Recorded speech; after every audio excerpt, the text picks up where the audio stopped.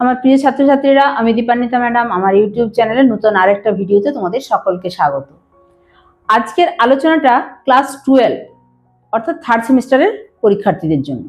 তবে এটা যে কোনো কম্পিটিটিভ পরীক্ষার জন্য যে কোনো পরীক্ষার্থীর প্রত্যেকটি কোশ্চেনই ভীষণ রকমভাবে কাজে লাগবে।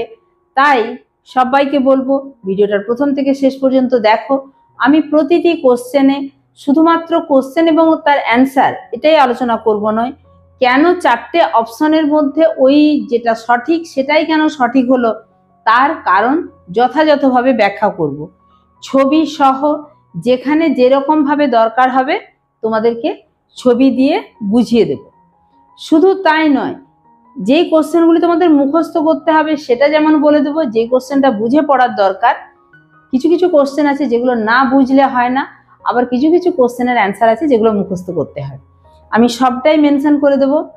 তাই তোমাদেরকে বলবো যে আমি যেহেতু নিয়মিত তোমাদের ক্লাসের ভিডিও পোস্ট করে থাকি, অবশ্যই যদি চ্যানেলটাতে আজকে তোমরা প্রথম এসে থাকো, প্রথম আমার ক্লাস দেখে থাকো, তাহলে এখনই সাবস্ক্রাইব করে পাশে থাকা বেল আইকন প্রেস করে নোটিফিকেশন অল করে দাও।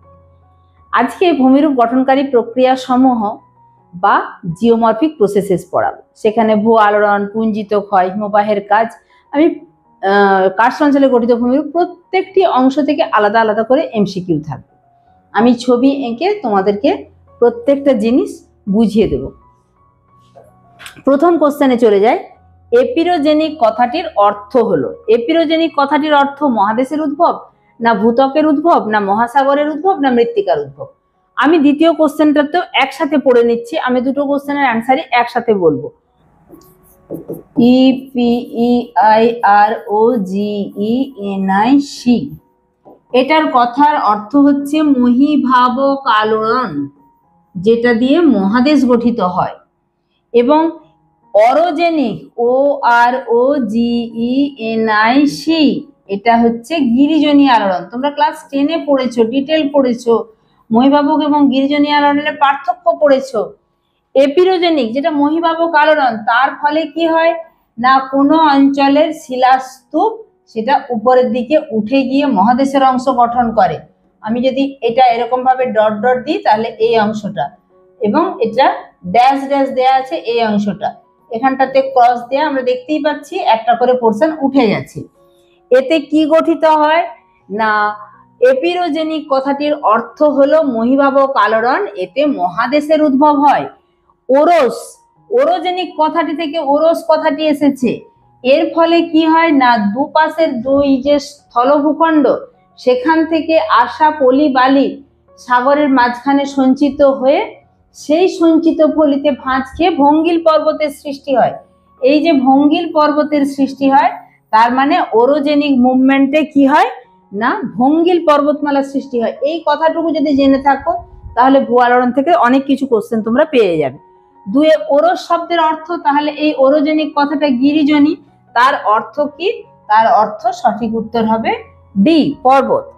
চলে যাব 3-এর দাগে। ওরোজেনি বা অরোজেনি শব্দটি প্রথম ব্যবহার করেন কে? কোন বিজ্ঞানী? কোবার্ট, না গিলবার্ট, না থর্নবেরি, না হোমস? 3-এর দাগে সঠিক উত্তর হচ্ছে গিলবার্ট। তারপরে চলে যাব 4-এর দাগে। সমতাবাদ তত্ত্ব বা থিওরি অফ ইউনিফরমিটেরিয়ানিজম, এটি প্রতিষ্ঠা কে করেন? কোবার্ট, না গিলবার্ট, না জেমস হাটন, না জেফ্রিস? 4-এর দাগের সঠিক উত্তর হচ্ছে জেমস হাটন, অর্থাৎ সি এর দাগেরটা সঠিক উত্তর। এরপরে আমরা চলে যাব 5-এর দাগে। একটি মহাজাগতিক বস্তুর উদাহরণ নয়। দেখো আমরা যদি দেখি সূর্য, চাঁদ, ধূমকেতু সবই মহাজাগতিক, তাহলে পৃথিবীর উপর বা পার্থিব বস্তু হচ্ছে পর্বত, তাহলে এখানে সঠিক উত্তর হবে পর্বত। 6-এ ভঙ্গিল পর্বতের উৎপত্তি কোন আলোড়নের সঙ্গে সম্পর্কযুক্ত? এক্ষুনি বলে এলাম যে গিরিজনী আলোড়ন, যেটা অরোজেনিক মুভমেন্ট, এটা অর্থাৎ অরোজেনিক মুভমেন্টের সঙ্গে যুক্ত। এরপরে আমরা বহির্জাত প্রক্রিয়া নিয়ে কিছু কোশ্চেন বলবো। আরোহণ ও অবরোহণের মিলিত ফল হলো আরোহণ অবরোহণ। আরোহণের ফলে কি হয়? কোনো নিচু জায়গা উঁচু হয়। আর অবরোহণের ফলে কি হয়? অবরোহণ মানে নিচের দিকে নামা, তার মানে কোনো একটা উঁচু জায়গা নিচু হয়ে যাচ্ছে। আরোহণ উঁচু হচ্ছে, অবরোহণ নিচু হচ্ছে, এর মিলিত ফল আবহবিকার না পর্যায়ন না ক্ষয়ীভবন না পুঞ্জিত ক্ষয়, তার মিলিত ফল হচ্ছে পর্যায়ন। 8 দাগে গ্রেড বা পর্যায় শব্দটি প্রথম ব্যবহার করেন, গ্রেড বা পর্যায় শব্দটি প্রথম ব্যবহার করেন গিলবার্ট। 8 দাগেরটা উত্তর হচ্ছে এ। এরপরে চলে যাব 9 ক্ষয়জাত পদার্থ সমূহের ক্রমাগত সঞ্চয়ের ফলে ভূমির উচ্চতা বৃদ্ধি পেলে তাকে, ভূমির উচ্চতা একটা জায়গায় নিচু ছিল সেই জায়গায় উচ্চতা বৃদ্ধি পাচ্ছে, তার মানে হচ্ছে আরোহণ। তোমরা অপশনগুলো দেখতেই পাচ্ছ, আমি সঠিক উত্তরটাই দাগ দিয়ে দিলাম। বহির্জাত শক্তির উদাহরণ নয় কোনটা? নদী না বায়ু না হিমবাহ না ভূমিকম্প? কোনটা বহির্জাত শক্তির উদাহরণ নয়? ভূমিকম্প, এটা মাটির তলা থেকে হয়। নিম্নে যে জোড়াটি পারস্পরিকভাবে সম্পর্কযুক্ত? অবরোহণ মানে কোনো একটা স্থান নিচু হচ্ছে, আবহবিকারে শিলা চূর্ণ বিচূর্ণ হচ্ছে। অবরোহণ কোনো একটা স্থান নিচু হচ্ছে। অবরোহণ কোনো একটা স্থান নিচু হচ্ছে, আর বদ্বীপে নদীর মুখে সঞ্চয় হচ্ছে, তাহলে এটা নিচু হচ্ছে এটা উঁচু হচ্ছে। আরোহণ এখানে উঁচু হচ্ছে, আবহবিকারে কিন্তু ক্ষয় পেয়ে টুকরো টুকরো হচ্ছে। আরোহণে উঁচু হচ্ছে, পুঞ্জিত ক্ষয়ে কিন্তু পাহাড়ের ঢাল বরাবর পদার্থ সমূহ নেমে আসছে, তার মানে ওখানেও নিচু হচ্ছে। তাহলে কোন জোড়াটি সম্পর্কযুক্ত? এটাতেও ক্ষয় পাচ্ছে এটাতেও ক্ষয় পাচ্ছে, অর্থাৎ অবরোহণ এবং আবহবিকার পরস্পর সম্পর্কযুক্ত। অন্তর্জাত প্রক্রিয়ার শক্তির উৎস হলো, দেখো অন্তর্জাত প্রক্রিয়া যেগুলো ভূমিকম্প, ভূ আলোড়ন, অন্তর্জাত মানে কি পৃথিবীর তলা থেকে তার উৎপত্তি হবে। তো এখানে পৃথিবীর তলাতে গুরুমণ্ডল আছে, কেন্দ্রমণ্ডল আছে, কিন্তু অন্তর্জাত প্রক্রিয়া যদি ঘটে থাকে তার কারণ হচ্ছে অ্যাস্থনোস্ফিয়ারে ম্যাগমার পরিচলন স্রোত, ফলে শক্তির উৎসকে অ্যাস্থনোস্ফিয়ার। 13 ক্ষয়কারী শক্তি দ্বারা ভূমির উচ্চতা হ্রাস পেলে তাকে বলা হয়, এখানে বলার কিছু নেই, ভূমির উচ্চতা হ্রাস পাচ্ছে মানে অবরোহণ। এরপরে চলে যাব 14 দাগের কোশ্চেন। ভূমিরূপ গঠনে যে প্রক্রিয়া প্রধান ভূমিরূপ গ্রহণ করে তা হলো মহাজাগতিক না পার্থিব না জৈবিক প্রক্রিয়া না কোনোটি নয়? ভূমিরূপ গঠনে পার্থিব অর্থাৎ পৃথিবীর উপর যে কোনো প্রক্রিয়া। সমতলীকরণ গঠিত হয় যে প্রক্রিয়ার দ্বারা? সমতলীকরণ হয় দুটোর ফলে, আরোহণ অবরোহণ, যে দুটোকে একসাথে বলা হয় পর্যায়ন। 16 ধস মৃত্তিকা বিসর্পণ হলো যে ধরনের প্রক্রিয়ার উৎকৃষ্ট উদাহরণ? 16 দাগের সঠিক উত্তর হচ্ছে পুঞ্জিত ক্ষয়। ধস মৃত্তিকা বিসর্পণ দিয়ে পাহাড়ের গা বরাবর কাদা জল মিশে, কাদা জল মাটি নিচের দিকে নামতে থাকে, উদাহরণ পুঞ্জিত ক্ষয়। স্ক্রি বা ট্যালাস প্রধানত যে প্রক্রিয়া দ্বারা সংগঠিত হয়? 17 দাগে সঠিক উত্তর হচ্ছে পুঞ্জিত ক্ষয়, যেটা অপশনে ডি তে আছে। পুঞ্জিত ক্ষয় প্রক্রিয়ায় নদী বা জলধারার ভূমিকা থাকে যে ধরনের? 18 দাগে যেটা নদী বা জলধারার ভূমিকা থাকে খুবই কম, অপশনে আছে খুবই কম, খুবই বেশি, মাঝারি, কোনোটিই নয়। সঠিক উত্তর খুবই কম। এখানে একটা জিনিস তোমাদেরকে বলে নি, আরোহণ কোনো একটা স্থান উঁচু হচ্ছে, এটাকে বলছি আরোহণ, উঁচু হওয়া। আবার কোনো একটা জায়গা যে রকম ছিল তার চেয়ে নিচু হয়ে গেলে এখানটা হচ্ছে অবরোহণ। আর আবহবিকার কাকে বলে? আবহাওয়ার বিভিন্ন উপাদান দ্বারা যখন শিলা চূর্ণ বিচূর্ণ হয়ে ওই স্থানেই পড়ে থাকে। পর্যায়ন এই দুটো মিলিয়ে যখন একটা ভূমিরূপ সমতলীকরণ হওয়ার প্রক্রিয়া চলে তখন তাকে বলে পর্যায়ন। পুঞ্জিত ক্ষয় কাকে বলে?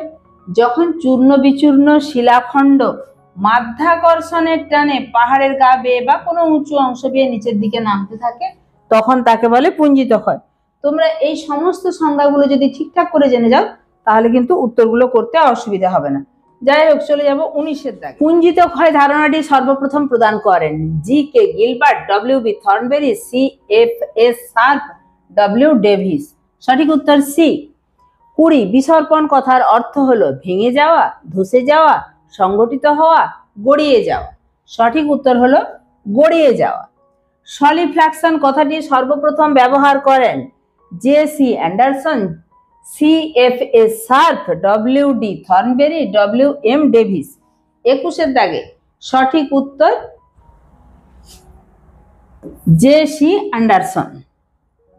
22 পুঞ্জিত ক্ষয়ের ফলে শিলাস্তরে যে সমান্তরাল ফাটলের সৃষ্টি হয় তাকে কি বলে? তাকে বলে টপলিং ক্ষত। আছে সমতলীয় ক্ষত, বৃত্তীয় ক্ষত, টপলিং ক্ষত, কিলকাকৃতি ক্ষত। এখানে পুঞ্জিত ক্ষয়ের ফলে শিলাস্তরে যে সমান্তরাল ফাটলের সৃষ্টি হয় তাকে বলে টপলিং ক্ষত। চলে যাব 23-এর দাগে। 23-এর দাগে ধসের কারণে খাড়াই ভূমিরূপ গড়ে উঠলে তাকে বলে স্লাম, স্কারপ্ল্যান্ড, স্কার, ট্যালাস। 23-এর দাগে সঠিক উত্তর হচ্ছে স্কারপ্ল্যান্ড।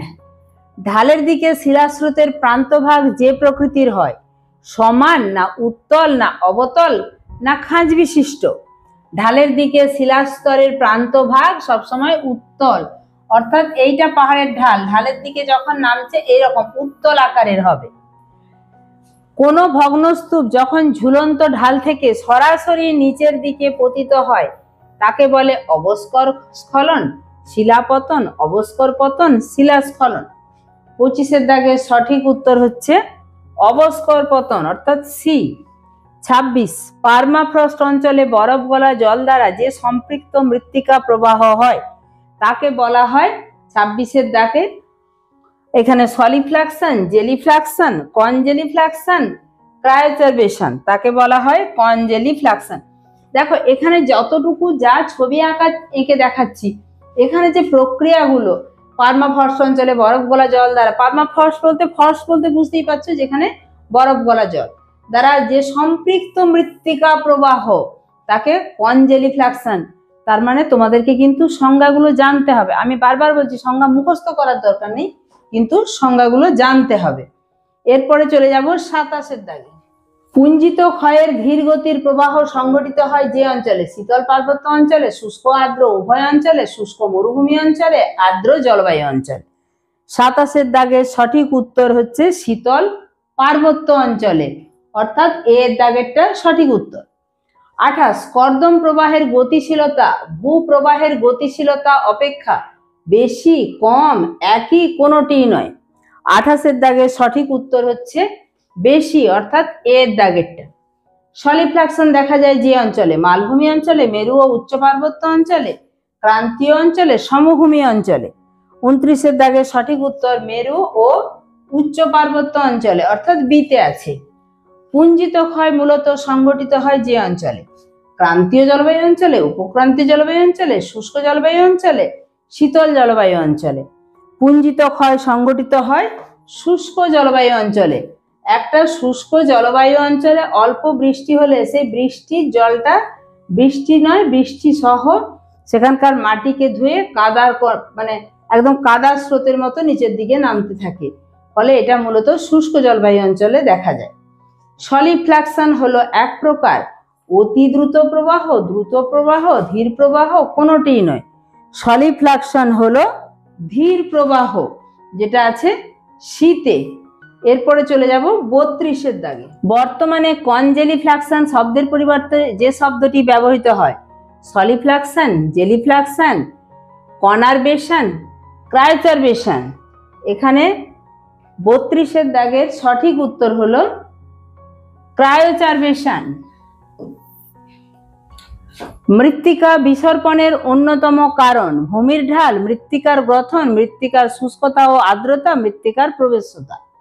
33-এর দাগে অপশনগুলো দেখে না, মৃত্তিকার শুষ্কতা ও আর্দ্রতা হলো সঠিক উত্তর। 34 বা 34 বক্রতল পথে শিলাস্তূপের স্খলন যে নামে পরিচিত, স্লাম, ট্যালাস, অবস্কর প্রপাত, লাহার। 34-এর দাগের সঠিক উত্তর হলো স্লাম।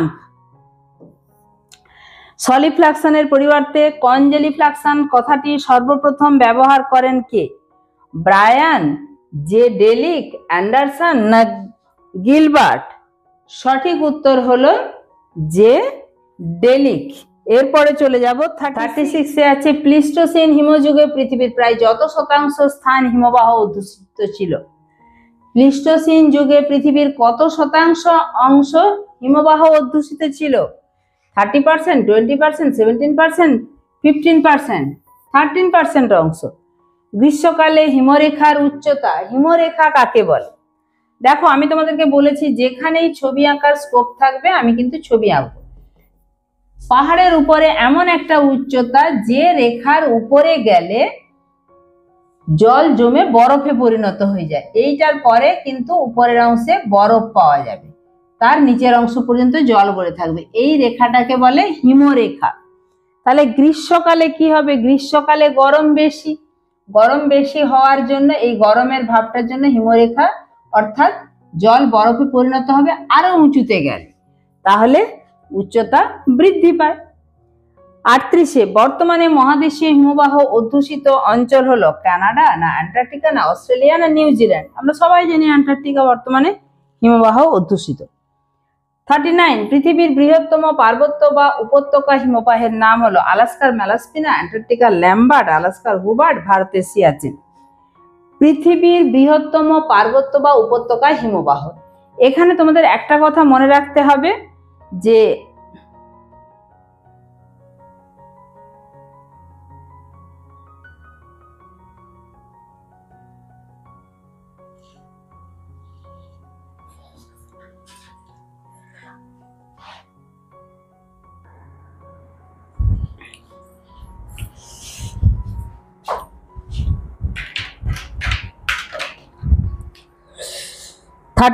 পৃথিবীর বৃহত্তম পার্বত্য বা উপত্যকা হিমবাহের নাম আলাস্কার ম্যালাস্পিনা, অ্যান্টার্কটিকার ল্যাম্বার্ট, আলাস্কার হুবার্ট, ভারতের সিয়াচেন।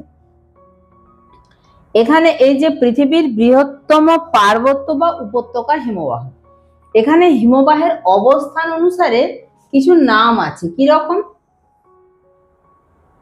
যখন পর্বতের পাদদেশে হিমবাহ অবস্থান করে তখন তাকে পর্বতের পাদদেশীয় হিমবাহ বলে, আর যদি উপত্যকা অংশে থাকে তখন তাকে বলছে পার্বত্য বা উপত্যকা হিমবাহ। যখন কোনো মহাদেশের মধ্যে অবস্থান করে তখন তাকে বলছে মহাদেশীয়, যেটা আন্টার্কটিকা এখন হিমবাহ দ্বারা আচ্ছাদিত। আর যখন সমুদ্র উপকূলবর্তী অঞ্চলে, এটা উচ্চ অক্ষাংশে সাধারণত হয়, হিমবাহ এসে পৌঁছে যায়, তখন সমুদ্র উপকূলবর্তী অংশে যে হিমবাহ দেখা যায় তাকে বলে উপকূলীয় হিমবাহ। তাহলে যে আমরা ভাগগুলো করলাম, পার্বত্য বা উপত্যকা হিমবাহ, পাদদেশীয় হিমবাহ, মহাদেশীয় হিমবাহ, উপকূলীয় হিমবাহ। এখানে পৃথিবীর বৃহত্তম পার্বত্য বা উপত্যকা হিমবাহের নাম হলো আলাস্কার হুবার্ট। চলে যাব 40 দাগের প্রশ্নে।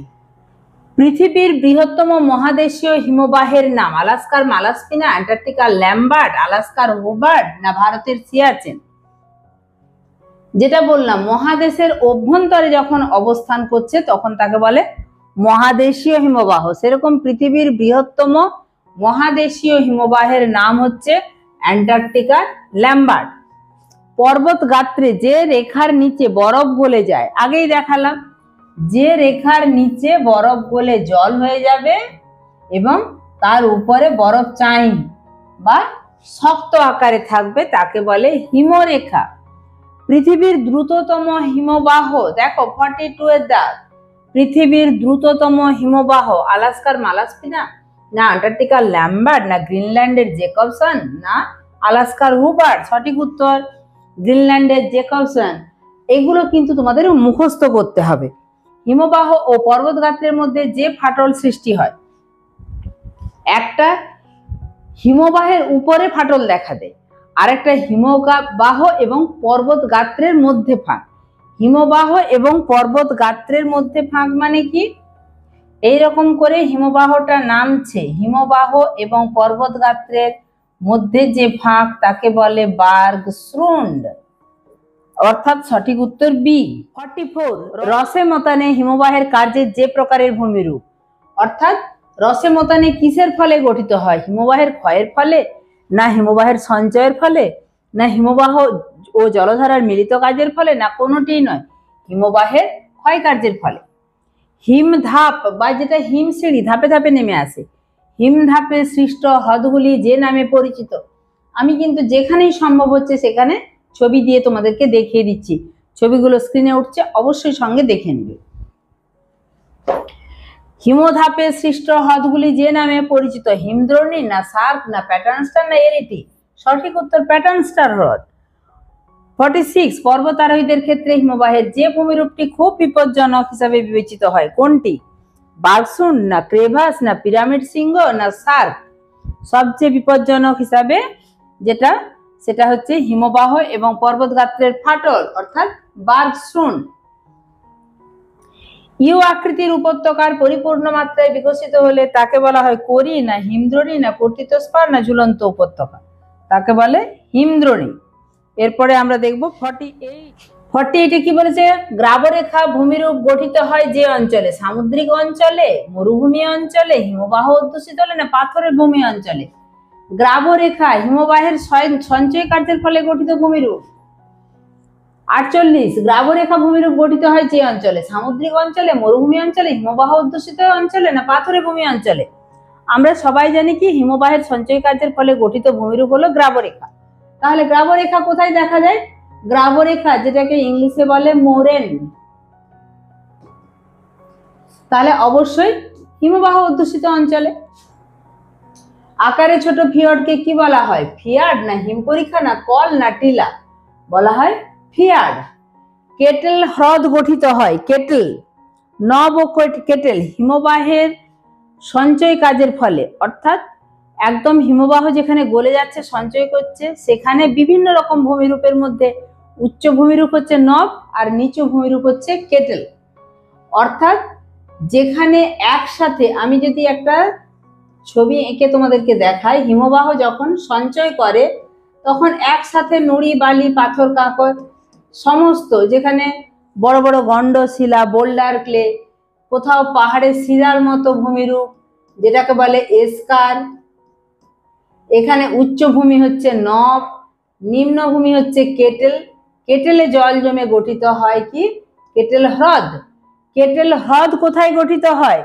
কেটেল হ্রদ গঠিত হয় হিমবাহ ও জলধারার মিলিত কাজের ফলে। কি বললাম? হিমবাহ এসে গলে গেছে, সমস্ত কিছু ফেলে দিয়েছে, সঞ্চয় করে গঠিত হচ্ছে। এখানে যে সঞ্চয়জাত ভূমিরূপ, সেখানে সমস্ত ভূমিরূপগুলো দেখা যায়। তার মানে কি হিমবাহ এখানে এসে গলে জল হয়ে গেছে, ফলে হিমবাহ এবং জলধারার মিলিত কাজের ফলে। 51, ভারতের পিরামিড শৃঙ্গের উদাহরণ হলো নীলকণ্ঠ না শিবলিঙ্গ না ম্যাটারহর্ন না এওবি দুটোই? এওবি দুটোই, নীলকণ্ঠ এবং শিবলিঙ্গ। স্ক্যান্ডিনেভিয়ায় সার্ক পরিচিত যে নামে, স্ক্যান্ডিনেভিয়ায় সার্ক কি নামে পরিচিত? এখানে আছে কোরি, বটন, কর, জেটাল। জেটাল। কোরি বা সার্কের অপর নাম হলো কন, বটন, জেটাল, সবকটি। এখানে সার্কের কিন্তু অনেক নাম, ফলে এখানে কন, বটন, জেটাল এই সবগুলি হচ্ছে কোরি বা সার্কের অপর নাম। চলে যাব 54, হিমদ্রোণীর আকৃতি যে আকারের হয়, হিমদ্রোণী কাকে বলে? না যখন পার্বত্য উপত্যকার মধ্য দিয়ে নদী আসে ভি আকৃতির, কিন্তু হিমবাহ যখন আসে এই দুটো সাইডকে কেটে দেয়, দিয়ে ইউ আকৃতি, ফলে হিমদ্রোণী ইউ আকৃতি। সার্ক শব্দটি সর্বপ্রথম ব্যবহার করেন কে? সার্ক শব্দটি সর্বপ্রথম ব্যবহার করেন সার্পেন্টিয়ার। এখানে ওর সেন্টার, সার্পেন্টিয়ার, ডেমোরেস, ল্যান্ডারম্যান আছে। সার্পেন্টিয়ার। স্কটল্যান্ডের সার্ক যে নামে পরিচিত, স্কটল্যান্ডের সার্ক কোরি নামে পরিচিত। মহাদেশীয় হিমবাহে যে তুষারমুক্ত পর্বত শৃঙ্গ দেখা যায় তাকে বলে নুনাটক। হিমবাহ জলধারার মিলিত কার্যের ফলে গঠিত হয় বহিঃবিধৌত সমভূমি। হিমবাহের তলদেশীয় ভূমিভাগে যেটা গড়ে ওঠে সেটা হচ্ছে ভূমি বা তলদেশ গ্রাবরেখা। চলে যাব 6, পাশাপাশি অবস্থিত দুটি কোরি বা সার্কের মধ্যবর্তী প্রাচীর যে নামে পরিচিত। পাশাপাশি যদি দুটি সার্ক গঠিত হয়, অর্থাৎ এখানে একটি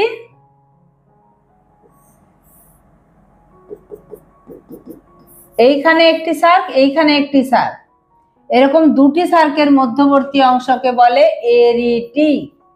এটা 3টে-4টে হলে তাকে বলে পিরামিড চূড়া, তাহলে এটা উত্তর এরিটি।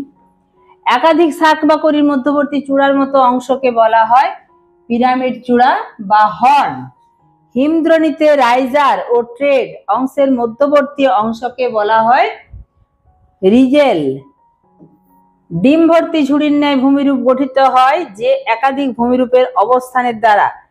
কি একাধিক অবস্থান করলে? ড্রামলিন, একাধিক চামচের মতো ভূমিরূপ, চামচের মতো এরকম ছোট ছোট নুড়ি, উপর দিকটা যার উত্তল, তার একাধিক ড্রামলিন ডিম ভর্তি ঝুড়ি ভূমিরূপ গঠন করে। চলে যাব 64। কাশ্মীরের পেহেলগাঁও অঞ্চলে হিমবাহ গঠিত যে প্রকার ভূমিরূপ দেখা যায়, আগামুখ বা ইরাটিক, কেমটেরাস, ভ্যালিট্রেন, এসকার। কাশ্মীরের পেহেলগাঁও অঞ্চলে কি দেখা যায়? আগামুখ বা ইরাটিক, এটা সঠিক উত্তর। 65। হিমবাহ দ্বারা বাহিত পদার্থ সরু লম্বা বাঁধের আকারে অবস্থান করলে তাকে বলে আগামুখ, না গ্রাবরেখা, না ভ্যালিট্রেন, না এসকার? যখন সরু বাঁধের আকারে অবস্থান করছে তখন তাকে বলছে এসকার। দেখলে পর্বতের শিরার মতন মনে হয়। হিমবাহ দ্বারা কোমল শিলাস্তরের উপর সৃষ্ট গর্তকে বলা হয় কল, না হিমদ্রোণী, না হিমপরিখা, না গ্রাবরেখা? 66 সঠিক উত্তর হিমপরিখা। কেদারা বা ডেস্ক চেয়ারের মতো আকৃতি বিশিষ্ট ভূমিরূপকে বলা হয় যেটা একদম হিমবাহের কাজের ফলে প্রাথমিক ভূমিরূপ, সেটা হচ্ছে চেয়ারের মতো দেখতে, সার্ক।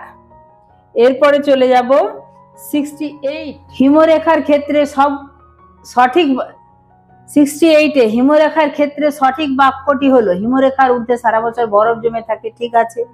হিমরেখার নিচে বরফ গলে যায়, ঠিক আছে।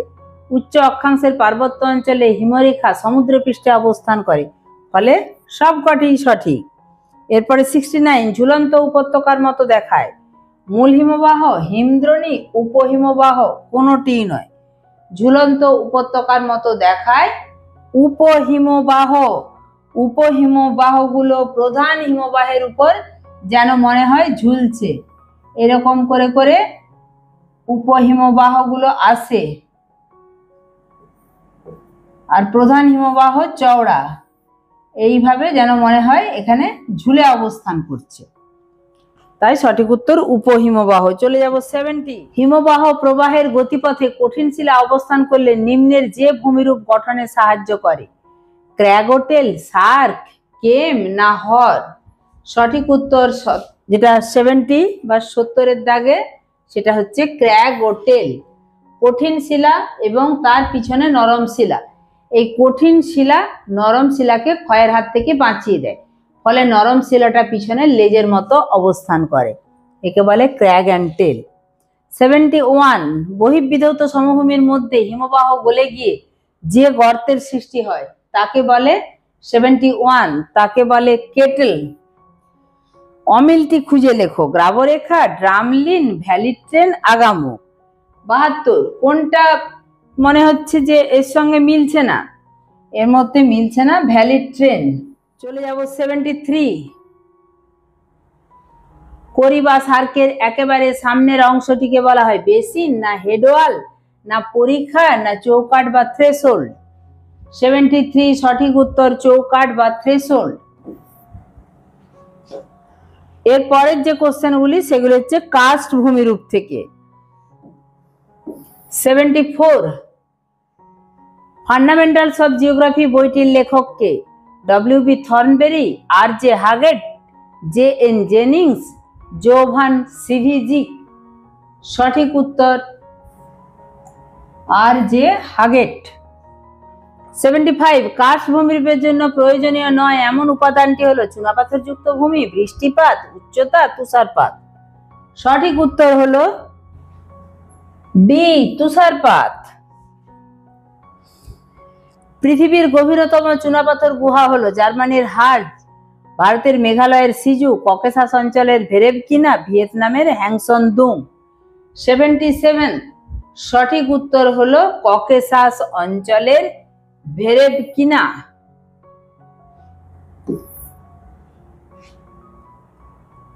এরপরে 78। ভারতের গভীরতম চুনাপাথরের গুহা ভাইজাগের বোরা কেভ, বিহারের গুপ্তধাপ, মেঘালয়ের ফ্রেমলিয়াত, প্রাহ, উমিমলাবি এবং দেরাদুনের? এটা সঠিক উত্তর। ভারতের গভীরতম চুনাপাথর গুহা হচ্ছে ভাইজাগের বোরা কেভ। 79। ডোলাইন কথার অর্থ অবনমিত ভূমিভাগ, খোলা জানালা, বিস্তীর্ণ প্রান্তর, সমতল ভূভাগ? 79 এর সঠিক উত্তর অবনমিত ভূভাগ। চুনাপাথরযুক্ত অঞ্চলে ছাদ থেকে যে তীক্ষ্ণ ভূমিরূপ ঝুলন্ত, ছাদ থেকে যখন ঝুলে তখন সেটা হচ্ছে স্ট্যালাকটাইট। একটা গুহার মধ্যে যখন ছাদ থেকে ঝুলতে থাকবে ভূমিরূপটা, তখন তার নাম হচ্ছে স্ট্যালাকটাইট। মনে রাখার জন্য বলছি। আর যেটা মাটি থেকে উপরের দিকে উঠতে থাকবে সেটাকে বলছে স্ট্যালাকমাইট। মাটি থেকে যেটা উপরের দিকে উঠছে সেটা হচ্ছে স্ট্যালাকমাইট। চলে যাব 81। তাহলে চুনাপাথর যুক্ত অঞ্চলে মেঝে থেকে উপরের দিকে যে ভূমিরূপটা উঠতে থাকে তাকে কি বলে? তাকে এক্ষুনি বললাম, তাকে বলে স্ট্যালাকমাইট,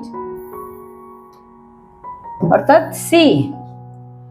82 ক্যালকটুফা শব্দটি যে অঞ্চলের ভূমিরূপের সঙ্গে সম্পর্কযুক্ত? শীতল মেরু অঞ্চল, ক্রান্তীয় অরণ্য অঞ্চল, শুষ্ক মরু অঞ্চল, চুনাপাথর সমৃদ্ধ অঞ্চল। 82 সঠিক উত্তর চুনাপাথর সমৃদ্ধ অঞ্চল।